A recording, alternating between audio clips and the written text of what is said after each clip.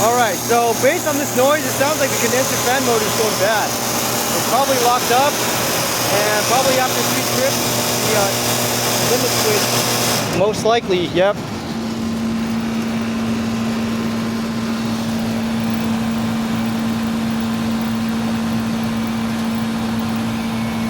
The compressor is still going. Yep, that's exactly what happened. Bad condenser fan motor.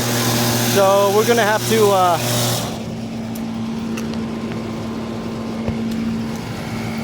and the compressor is still going. So all right, we're gonna go ahead and shut this off for now. Can't leave that, don't let that run for too long. This is a specific motor to this machine, which kind of sucks. So I'm gonna have to take this one out and get it matched.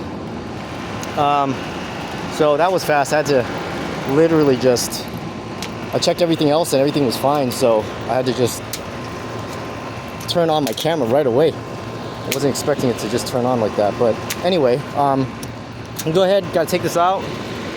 Then I'll get it matched. Have them turn off the AC for now because it won't do much at this point. So it's safer if they turn it off for now. So have them turn it off. I will go ahead, take this motor out, and then well, on to the next video when we get this thing replaced, because that's as far as I know, this is the only thing I see that's wrong, because I checked everything else, and before I flipped the switch, everything else was good, everything else was connected, and there wasn't any other issue. And again, the unit's really old, so any one of these contactors, anything can fail, you know, here and there.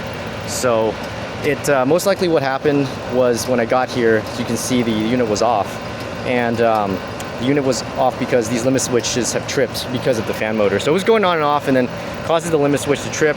Limit switch trips 3 times. The defrost board will shut this unit completely off. So that's what happened there.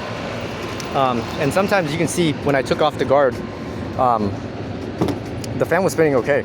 So it's hard to tell sometimes if the fans are bad. You kind of have to run them to see.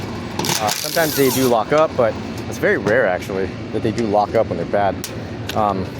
They actually do exactly that, where they make a really loud noise, they work for a little bit, and they stop working. So that's just FYI to those who are dealing with fan issues. Sometimes you really don't know if that's the issue. You just sometimes don't know. So you have to run the unit to actually see.